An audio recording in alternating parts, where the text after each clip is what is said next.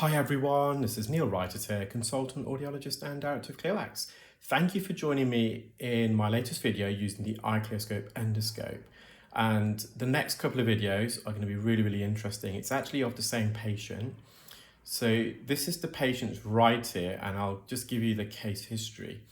They developed an ear infection last summer, or at the end of summer, in the left ear. They went to their GP, were prescribed some antibiotics, I believe both topical and oral, and their symptoms improved, but occasionally they still felt their left ear was weeping. But they weren't suffering from any other symptoms per se, so they just continued, and just before Christmas they developed an infection in both ears, and so as well as the left one came back with a vengeance, and the right ear also began to weep. So they've been going backwards and forth to their GP, and this patient actually visited today. They travelled a fair distance to be seen, and they again were given both topical, oral antibiotics, but with no improvement of the symptoms. In fact, the weeping was somewhat getting worse. And they last saw the GP just yesterday. They were a swab was taken of the ear, and they have been referred to ENT under a standard referral. And the patient was 16 actually, and they attended with their father, and the father advised. Patient could barely hear, bless them. The patient's father advised that the waiting list can be about 9 to 12 months. Now, the patient also developed back in December what we call pulsatile cardiosynchronous tinnitus. So they were hearing this whooshing sound just in their left ear, and it was a rhythmic pulsing, and it was in line with their heartbeat. So looked in both ears, and both ears looked like this. There was a lot of otorrhea, so discharge, and damp macerated skin lining the ear canal.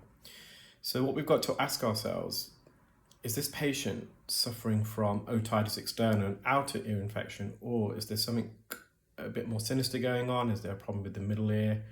And is this discharge coming from the middle ear? So the middle ear, so the outer ear is the pinna, the auricle, the piece of cartilage we have on the outside of our ears, the ear canal, and the outer layer of skin that forms the eardrum. So the eardrum is 3-ply thick. So it's the outer layer. The middle ear is the cavity behind the eardrum.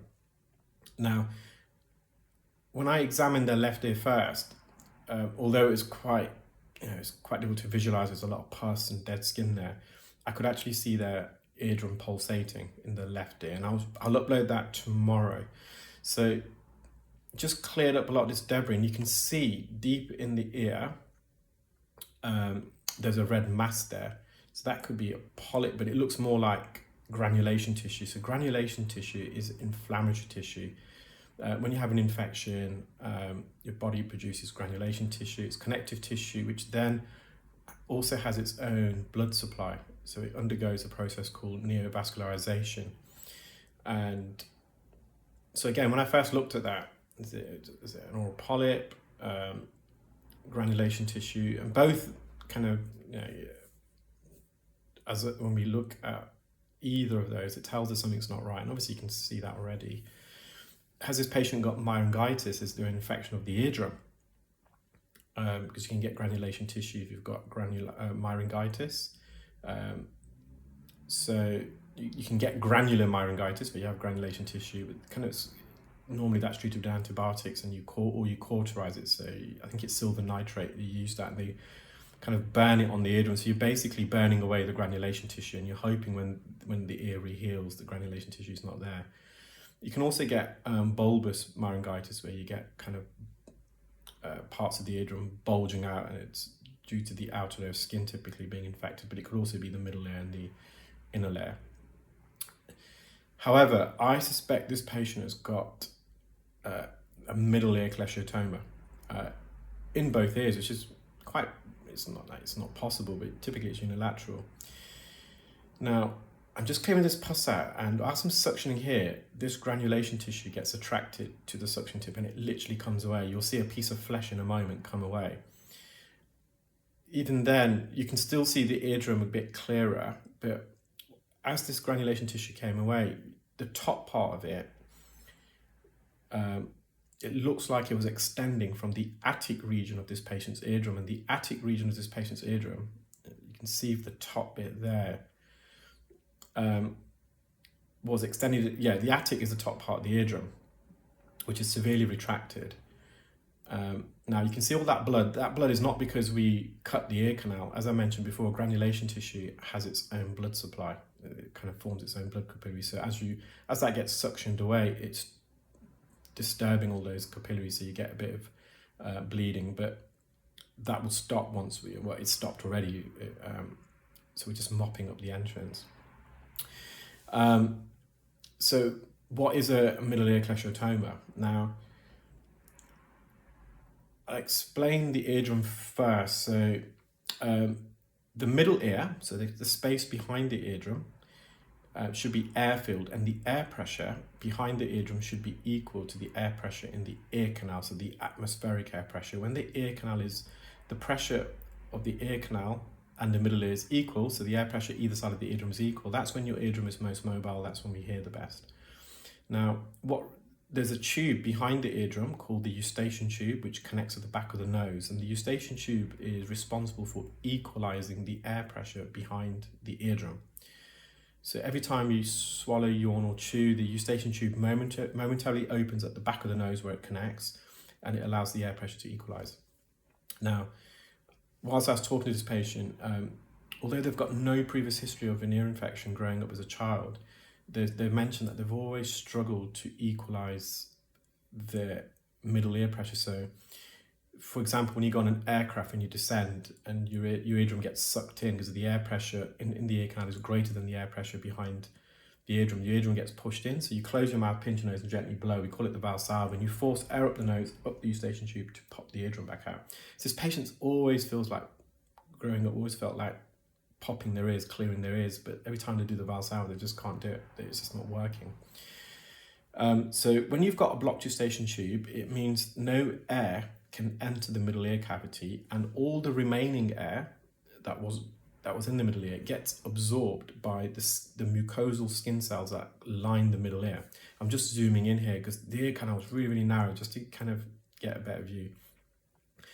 So when the middle ear is void of air, it creates a vacuum effect. The eardrum gets sucked in, and typically the top part of the eardrum, or in the case of the right ear, the northwest region of the eardrum, those two parts of the eardrum is much more elastic than the main body of the eardrum, so they're more susceptible of getting sucked in.